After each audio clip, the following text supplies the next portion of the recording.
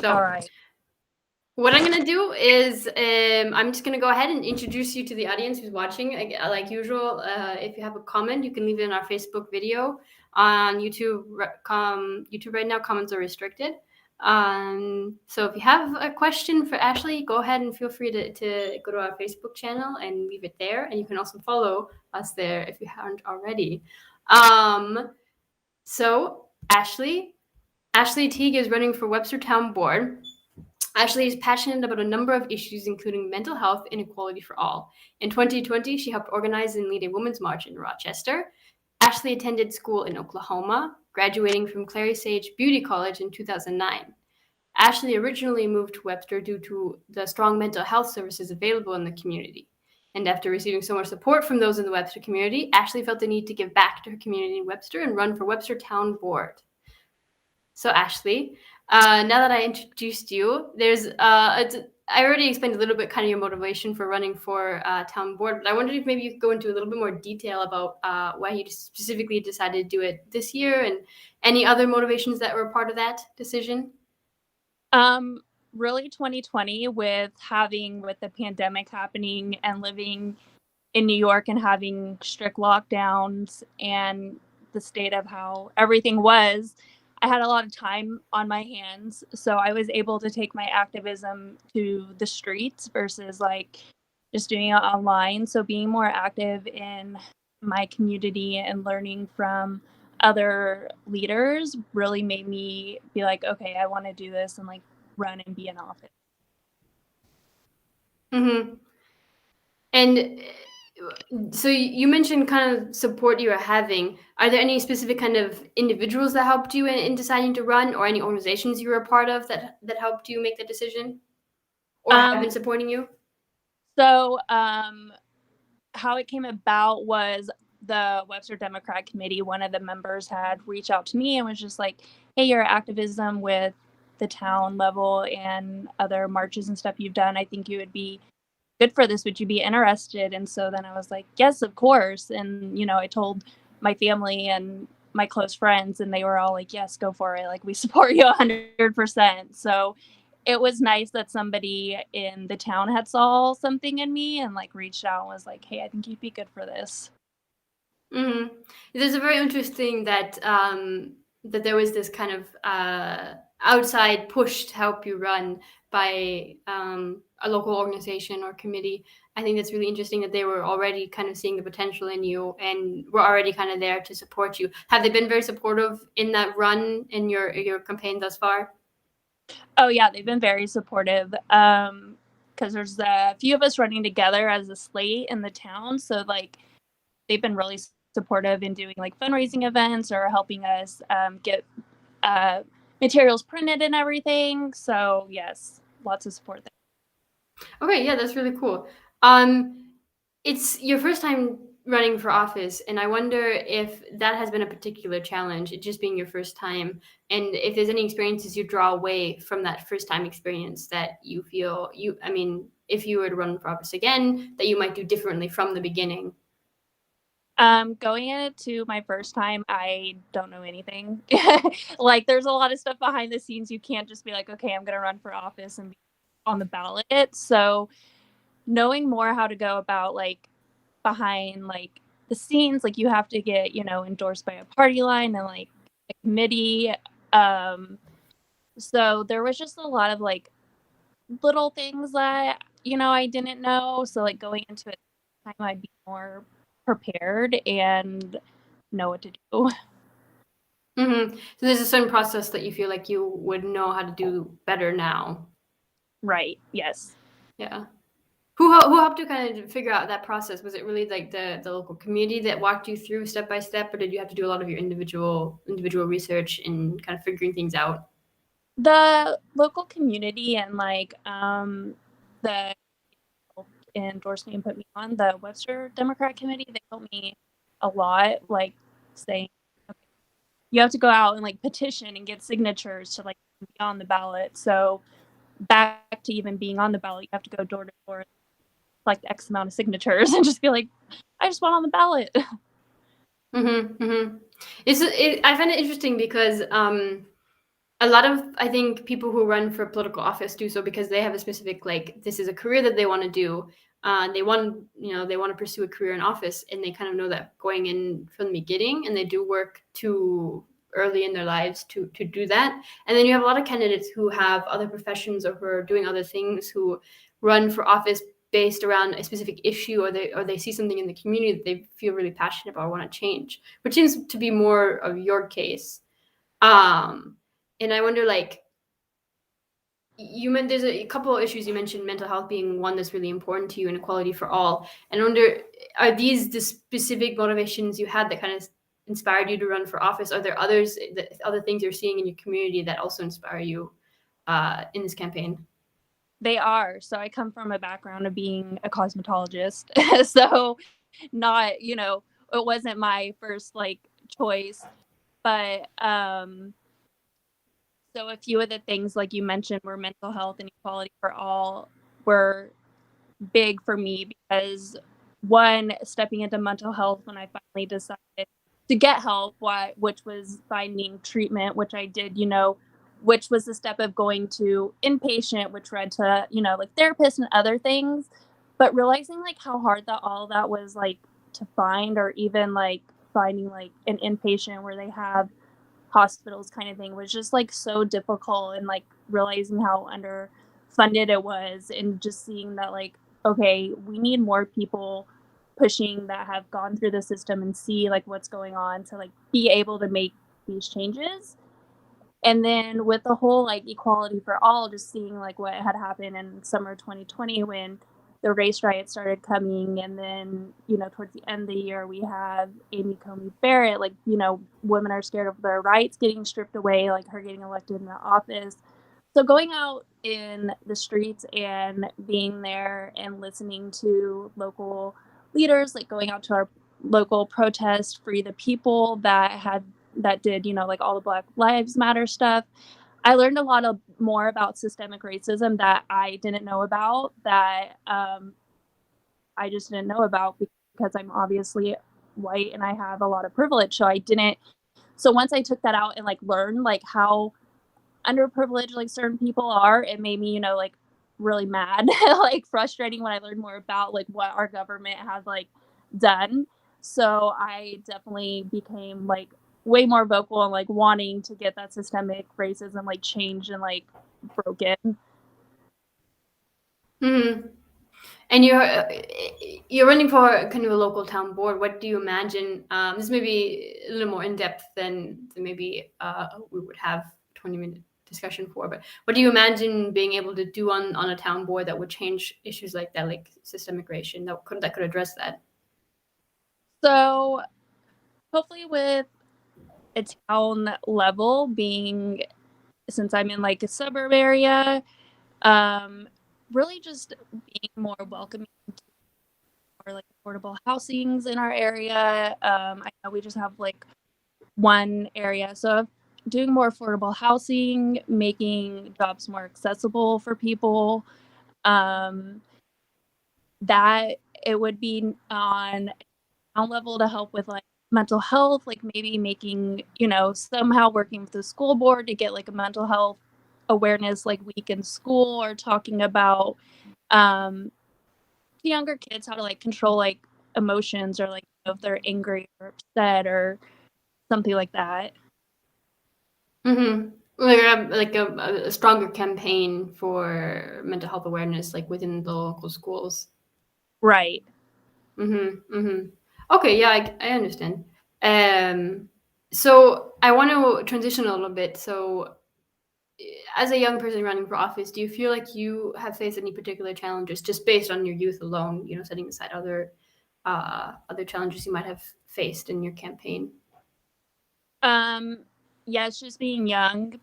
People don't take younger people as serious. They feel like we don't know what we're talking about, but it's just kind of like, at what age do we, you know what we're talking about? So just being young and like getting people to like listen and like believe we have ideas as well, we can work together. Another issue like facing personally is like, I obviously deal with mental health, so I have mental illness like depression, I have anxiety, and another one I end up with is like bipolar disorder. So like there is, a lot of moods in there. So like dealing with the waves of coming from highs to lows of depressions, it's been kind of a little challenging to like navigate that a little bit. Would you offer any advice to other young people who are running for office, especially other young people who might have mental health illness as well, and feel like that is a barrier that's preventing them from running for office? If you're running for office and dealing with mental health and it feels like a barrier, just do it, because there's so many throughout this running that I've been like, my mind's been like, I can't do this. Why am I doing this? Like, but you can. And for anyone looking to run, just really having a good support system and a tough skin. Like even at a local level, it can be stressful. Like you wouldn't think at such a local level it is, but just having a good support system and a thick skin, and to also just stand by and like be yourself, because there's going to be people in there that are going to want you to pay, politic games and like say this or say that, and just like stick by who you are and stand by your values and your principles. I think that's solid advice. I mean, it's always better to be more authentic than less authentic, in my opinion. So I want to ask kind of an interesting question, and I haven't brought this up to any of the other candidates so far. Just we haven't had the time for it. But I think this is a really interesting question because it's an election off year. Um, it's not 2020. There's no major elections this year, and by major elections I mean you don't have the president election, the Senate elections, the House elections for Congress aren't going on this year. So in off years it becomes really hard to get people to pay attention to what's going on the local ballots. This is kind of a fact. You face a lot of difficulty with turnout, and I wonder if that's affected your campaign at all, and how your experience running in an off-year election has been, what it's been like so far. So far, I haven't been able to compare just because it's my first time running, like, here. But going door to door to meeting people, you have a lot of people that just aren't aware. Like if you're, a lot of people just in general aren't aware of such like a local level of politics. So they'll just be like, oh, there's an election. And so just getting them more aware that there's one happening. And especially after 2020, like people are so tired. Just trying to get them to care though, and trying to bring up the importance of like what's going on at a town level and how it actually like affects them, because people don't realize that. Like I didn't really either until I got more, like I've always been into it at a state and federal level, but when I started diving into it more of a local level, it's just like people need to be more aware of this. So really just making people more aware and educated of things that they just don't know. Yeah, not only the elections that are going on in the community, but what those elections mean. It's funny when you look at a ballot and you see lots of names and there's lots of positions that people are running for, and you don't even know what those things do, or what people in this role are going to be doing. So it's education about the elections, but also just about what is the role that this person is running for. What does it mean? What does the state attorney general do, for example? That's kind of a bigger office, but the first thing that popped into my head. So I think you're right. I think there's a lot of education that needs to go around in your campaign, like going door to door and meeting with people. Has there been any difficulties with that during the pandemic, or is it general something you feel pretty safe about now? So the beginning of the year when we had to go petition to like get on the ballot and do like that was back in March. That was a little more, everyone was still wearing masks, we were giving new pens each time. Now I feel a little more safe going door to door. Like I always carry a mask just in case, like pandemic wise. I'm people living in New York because we have higher rates in getting vaccines and stuff. So we're not too bad in a lockdown of like the current Delta cases, which are our cases here, but it's not where it's like, oh my gosh, I'm not going to go knock on this person's door, or people are having to come up with creative ideas like they were doing last year, going door to door, like holding up signs or something, or so not too bad. Okay, well, that's good to know, because I think that that's really important that candidates can meet with people in the community, just like see them face to face and have a conversation. I think that's really important. Has it been difficult? You mentioned fundraising earlier, and I think this is an interesting question, because I think for young people, they have a more difficult time fundraising just due to they have their own financial situation. They're not as well known in the community. And I wonder if this has been a difficult situation for you with fundraising. It's been, yes, a little hard, like to figure out events or something. Like it's easy for me to go online and be like, hey, donate to my link, but trying to do events, like if you're going to do,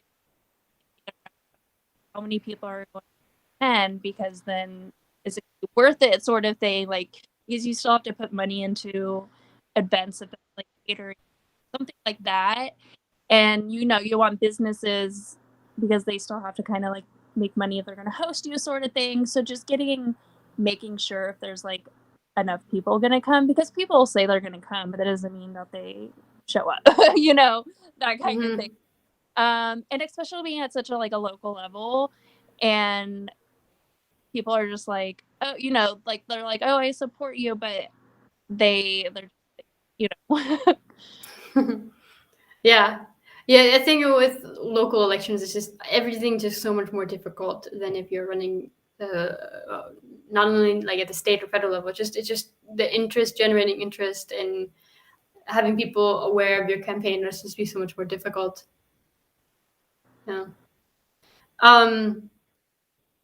I also wanted to ask if you feel like, I mean, have you had any conversations and kind of throughout your campaign about specific issues that have changed the way you campaign? So has there been like, I was talking with someone about this issue and I didn't even know this was an issue, and suddenly I feel like I need to know more about this. Have you been able to have your campaign shaped a little bit about what you've been meeting with and discussing with people in your local community, or in general has your campaign kind of from the beginning maintained a steady kind of, not rhythm, but like a steady message? It's remained like a steady message. I have talked to people that have told me things of their concerns that I didn't even realize were concerns. Like I had a conversation with a gentleman who was a teacher, retired teacher. He was saying, because if you own a house, you have to pay school taxes. And he was just saying, like, well, if you pay school taxes, then like, why should you be able to choose? Why can't you choose if you're to a private school or a public school? If they're paying, taxes, like those school taxes should also pay for a private school. It was just like, so he's like pro education he was talking about, and that was something I've never even thought about or like heard. So like having a conversation with him about that, I was kind of like, oh, I should have an opinion or thought or something on that, even though it's probably something I can't do really at a local like level. But to hear him say he's talked to people that have been in my position in office or are different elective officials, like not hearing him out. So just like I got to be educated on something that I didn't even know. I mean, again, that's why it's so important to talk to people, your constituents face to face, because not only do they get to know you, but you get to understand what issues are important for them, and have an issue raised to your attention that you didn't know about before, and you didn't have as much info about before. I think that's absolutely critical to understanding community and being able to serve in your community. Right. Yeah.